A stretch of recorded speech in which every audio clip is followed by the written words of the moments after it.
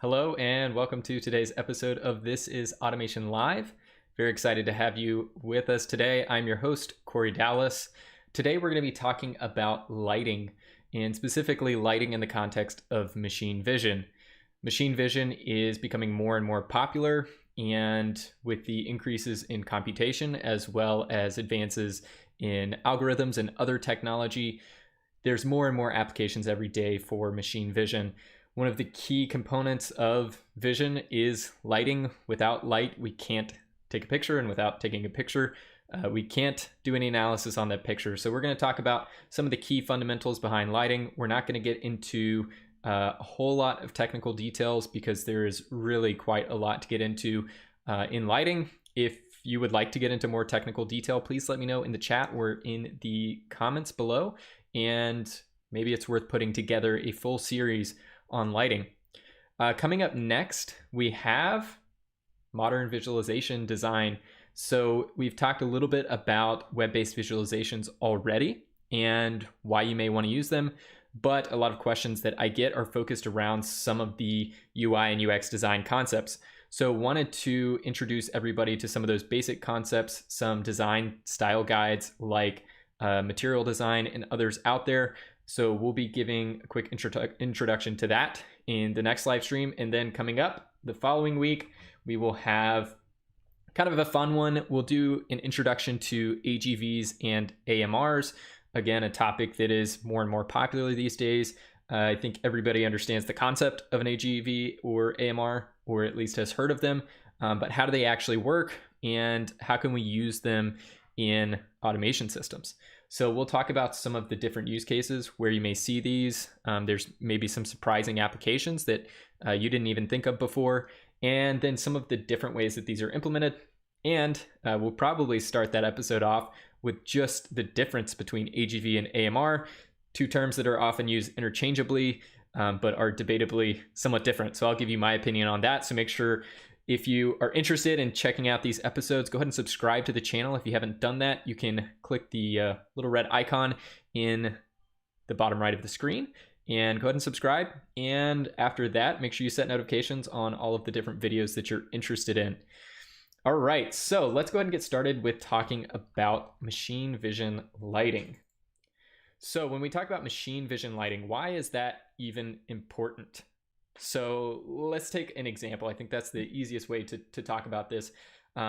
Let's imagine we have some sort of label or date code that we want to read, and it happens to be on the bottom of a soda can. I think we're all familiar with a soda can. It's got kind of a concave curved surface, which can be a little complicated actually to take a picture of. And the reason for that is because of the way that light reflects off of that surface. It's also often metallic, so highly reflective, which can introduce other issues. So you can kind of see these two side-by-side images of what I would consider a well-lit example of that application on the left-hand side there, where you can clearly see the date code. It's well-lit, even though it's reflective. And then on the right-hand side, this would be a poorly lit example. So you can understand that if we were to process both of these two images inside of a vision algorithm, the one on the left is much more robust. You're going to have higher level of confidence that maybe you're doing some sort of OCR value or OCR application here, and that's just reading text from an image or numbers. The image on the right, you can kind of faintly make out those numbers, but because the lighting is so poor, it's not going to be very reliable. You may get low levels of confidence from your algorithms. So, this is really why lighting is so important. And kind of the key word here that we're going to be talking about is contrast. So contrast is really what we want to accentuate. And it's exactly what you think it is. If we have a black object on a white background that has a very high contrast, you can very easily detect the edges. You can see the different features. So whatever you want to look at in your vision application, you want that feature to have high contrast with whatever is surrounding it. So we'll talk about some different ways to do that in just a second. There's kind of 4 key tenets that we're going to talk about. So maybe be thinking about what those could be and see if you're right. We'll talk about 3 of them today, at least in some detail, and one we really won't cover. just because it's, I think, a little advanced for this first video. But before we get to that, I want to talk about ambient light. So ambient light is kind of the first source of light that we always have around us, right? And in some cases, maybe ambient light is enough, but usually you want something a little more controlled than ambient light. So when we talk about ambient light, what does that mean? It's really any kind of natural light source that exists or artificial light source that exists in the environment, kind of always in the background. So, we've got our big bright sun that's above us for so many hours a day. That contributes to a lot of ambient light. If you're in a facility that has windows, then there's the potential for that light to get into the building, bounce around, illuminate objects, so on and so forth. You're also typically going to have some overhead lighting in a facility, right? So like we see here, maybe some fluorescent tubes or something like that. That's going to contribute to the ambient lighting conditions as well. There's other things, though, that could contribute to ambient lighting. Really any other kind of light source. So maybe it's even a process station or a vision inspection station adjacent to another one that has a very bright flash or something like that. That lighting could be a disturbance in the system. So when we say ambient lighting, usually it's in the context of controlling for ambient light disturbances. So what you don't want to happen is, if your ambient light changes at all, let's say a cloud, system of clouds moves in and it gets a little darker, you don't want all of a sudden your vision application to stop working. So we want to make sure that we are controlling for ambient light sufficiently so that it really isn't a factor in our system. So there's a couple key ways that we can do that. One, we kind of already mentioned, a high power short pulse strobe or flash. So when we do this, basically we're just drowning out the ambient light. So we're doing such an intense burst of light on our object that we're inspecting, and that it doesn't matter what the ambient light is. So again, if you're doing that right, you could potentially come up to it with a flashlight pointed at it and you wouldn't see any difference in the image. Okay, the second way that we can do this is with a physical enclosure. So you'll see this sometimes. There's a shroud around the inspection station and the camera's maybe sticking out of it, or the camera's mounted inside. And that gives us a way to create a controlled environment in the perspective of lighting, a controlled environment where we don't have to worry so much about ambient lighting. And there may be even some doors that come open, or some curtains, something like that to control, as we're moving something in, then we can seal out the ambient light. Okay, and then the last one is filters. We're not going to talk too much about filters today. We could probably spend an entire episode talking about them, but just know that there are ways that we can use a low pass or high pass or band pass filter to filter out or to highlight certain colors in the spectrum to make our contrast improve and to reduce the effect that ambient light can have. So using those pass filters can make a big difference in an image. Just know that. We're not going to talk too much detail about it today. So I mentioned 4 key points when you're looking to improve contrast. Those 4 key points are pattern, geometry, color, and the character of the light, which we would kind of classify as like filters. Okay, so light pattern, that's again what it sounds like. This is how the light is patterned around the object that we're trying to inspect. Light geometry, again, pretty intuitive.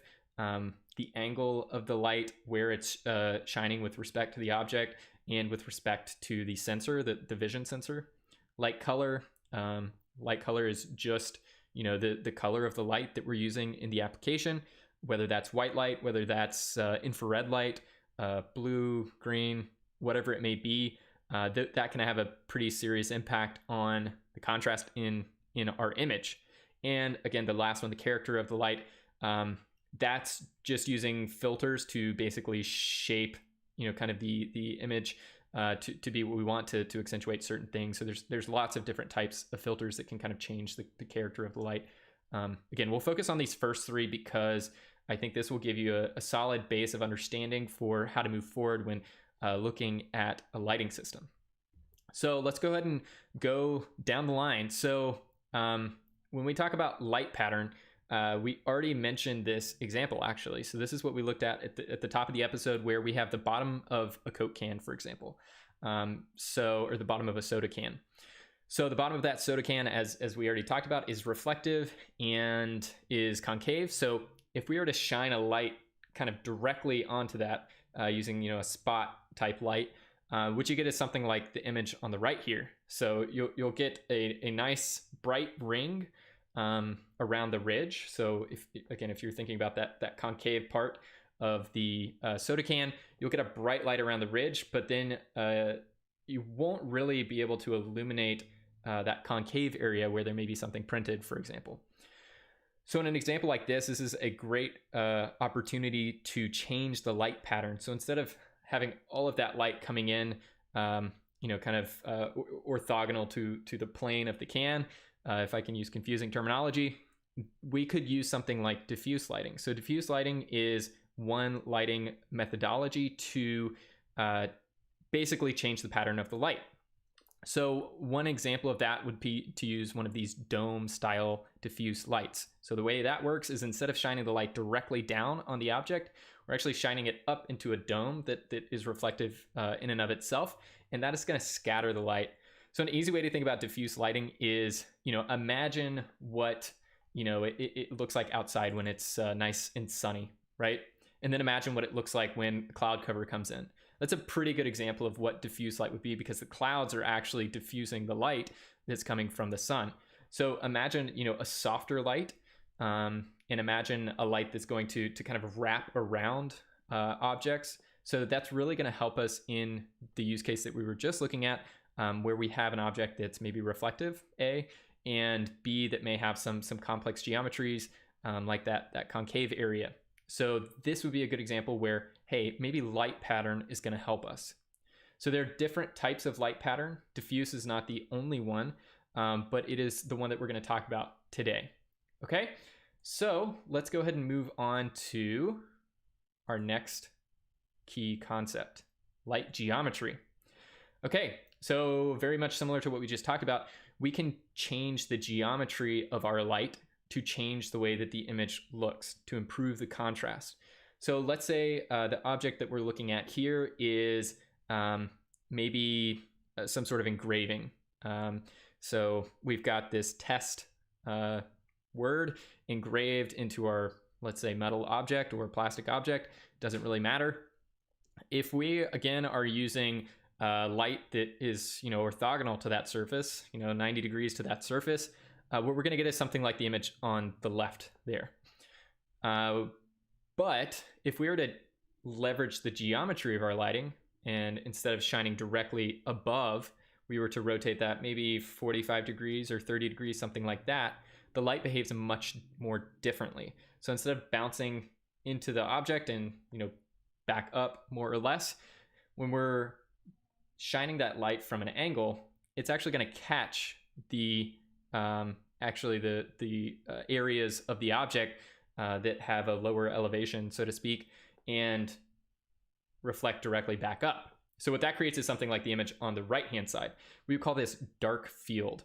Okay, so a dark field takes advantage of the geometry of the light to highlight some of these features, like what we see here in this example of engraving, where it's at a slightly lower elevation. So the light is going to actually catch that angle and get reflected back up. So in this way, you can see that on the left, we can make out the engraving, but on the right-hand side, it's much higher contrast, which means you're going to get a much more robust system. And if there's, again, any disturbances or anything like that, you're going to be much more robust against those. You're going to have a higher confidence level. You're going to have higher throughput, et cetera, et cetera.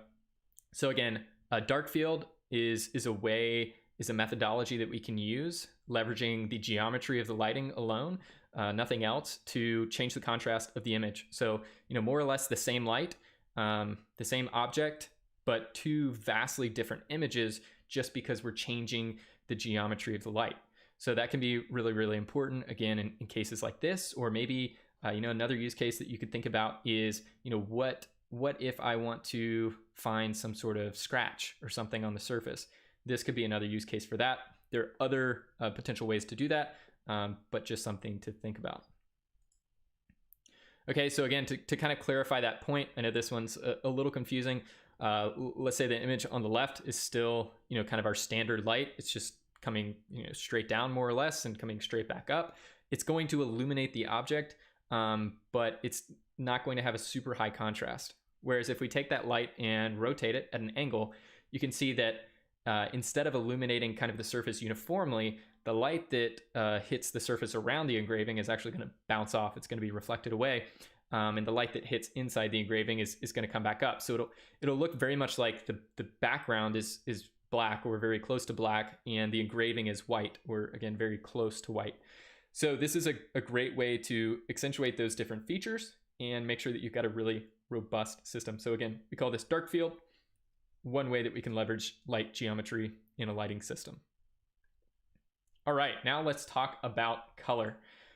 So color is, again, another really key tenet to a lighting system. So you may think that white light is it makes sense. It's got all the colors in it, so you'll be able to see everything.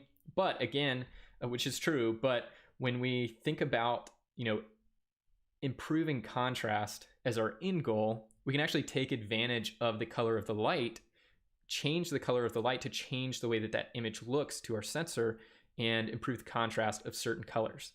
So there's a couple key concepts that you need to know in order to understand how to do that. One is that when we are looking at an object, we're seeing the light that is reflected off of that.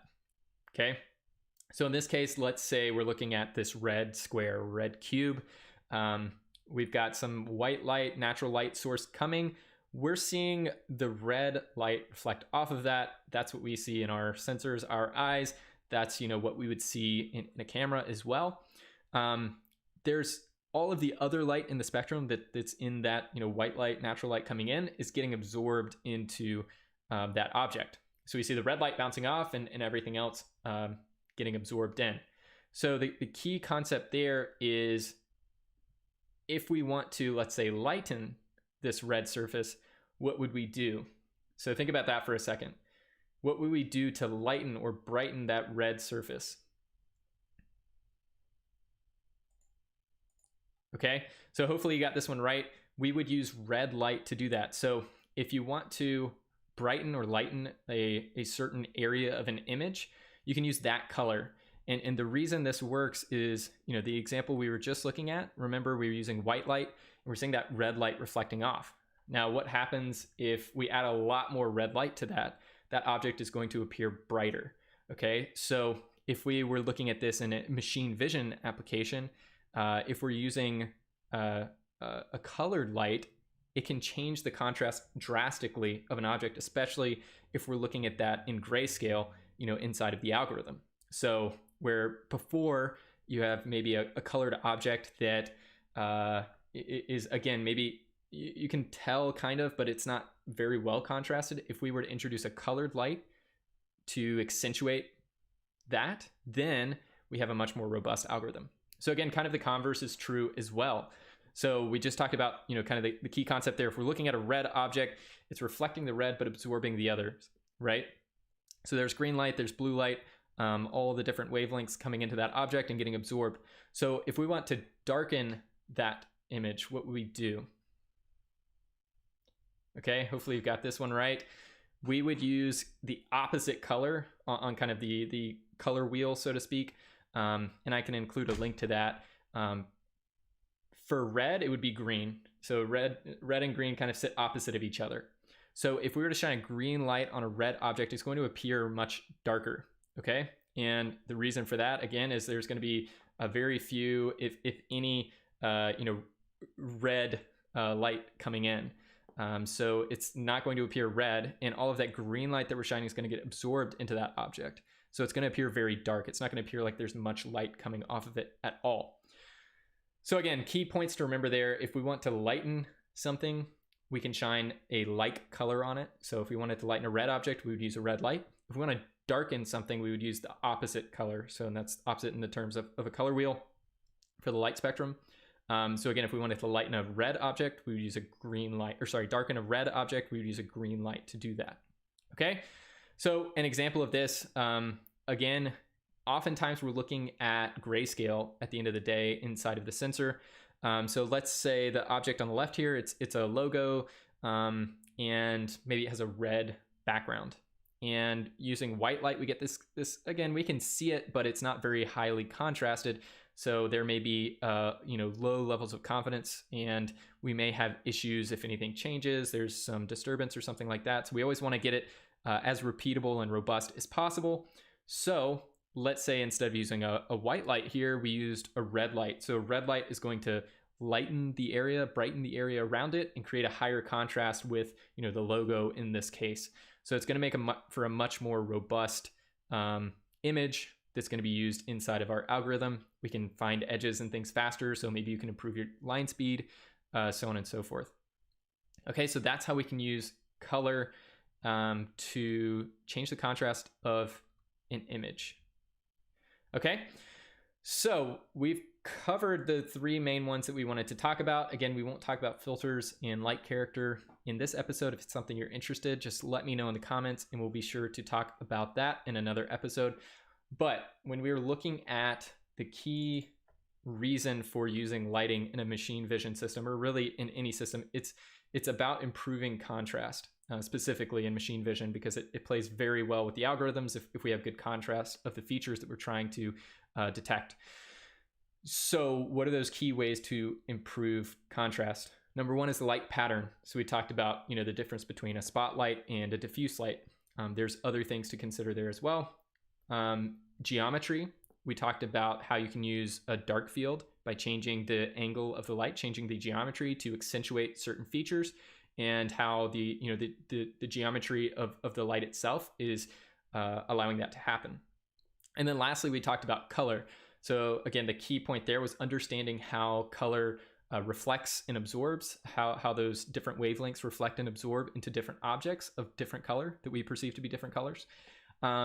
And once you understand that, we can leverage that phenomenon to use different colored lights in our system to improve the contrast, like the example we just looked at with the logo. Okay, so again, we can use filters. There's lots of different types of filters. We can cover those in another episode, but we're just not really going to talk about them now.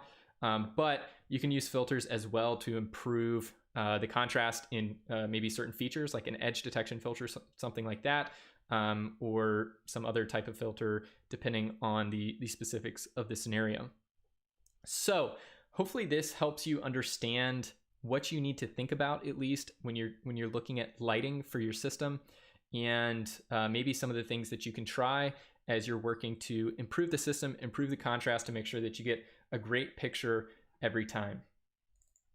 Okay, so real quick before we wrap up, I did just want to remind everybody we've got Modern Visualization Design coming up next. That's going to be June 11th next week. So make sure you set up notifications for that one if you're interested in modern UI and UX, you're interested in how to design a visualization to match the expectations of modern consumers. And then lastly, we've got coming up the following week, HEVs and AMRs. How do they work? Where do we use them? Why do we use them? And what's even the difference between them? So that would be a great one if you're interested in AMRs, HEVs, or just automation in general. So make sure you set up notifications on that one as well. And that's going to wrap us up. Hopefully we went just in depth enough to get you introduced to some of those concepts in machine vision lighting. Again, if you want to learn more about machine vision, let me know in the comments, and we can potentially set up another video. There's a lot more with machine vision. There's different sensor technologies, there's different algorithms, lots of different things to consider. We could talk a lot more about light if you wanted to, but just let me know in the comments, what do you want to learn more about? Okay. So everybody, again, just a quick reminder, if you have not subscribed to the channel, please do that. That's really great. I appreciate all of the likes, shares, comments. It all means a lot. If you leave a comment, I will do my best to respond to it as quickly as I can. And again, thank you guys very much. We'll see you next time on This is Automation.